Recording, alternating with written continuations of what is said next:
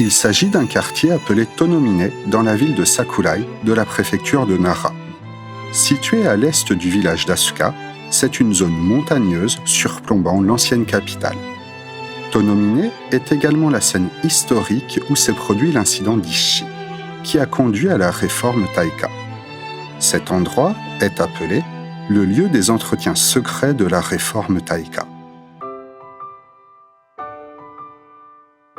Le prince Nakanoue et Nakatomi no Kamatari ont provoqué l'incident d'Ishi en 645 après Jésus-Christ. On raconte que le coup d'État visant à assassiner Soga no Iruka, l'homme le plus puissant de l'époque, avait été planifié dans les montagnes de Tonomine et exécuté dans le village d'Asuka. Nakatomi no Kamatari reçut plus tard le nom de famille Fujiwara et devint Fujiwara no Kamatari. Il décéda en 669 après Jésus-Christ. Joe, son fils aîné, a enterré une partie de ses restes juste en dessous du sommet de la montagne où Kamatari avait eu une conversation secrète et a construit un temple appelé Myorakuji, ainsi qu'un sanctuaire dédié à Kamatari. En 701 après Jésus-Christ, l'histoire du sanctuaire Tonzan commença. Au sanctuaire Tonzan, un rituel shinto appelé le festival Kemari a lieu au printemps et en automne. C'est un passe-temps pour les personnes de haut rang social depuis la période Asuka. Et on raconte que, au cours de ce Kemari, Nakatomi no Kamatari a ramassé les chaussures tombées du prince Nakanoue, ce qui est devenu l'occasion pour les deux de se connaître. Ceci est une reconstitution de l'histoire qui relie le prince Nakanoue et Fujiwara no Kamatari.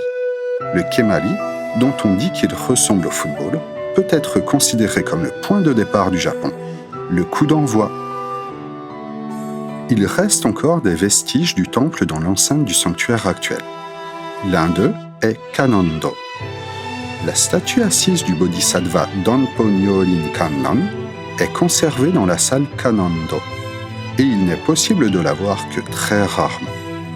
On dit qu'elle est bénéfique pour les personnes souffrant de maux de pied et de dos, et est encore vénérée par de nombreuses personnes aujourd'hui.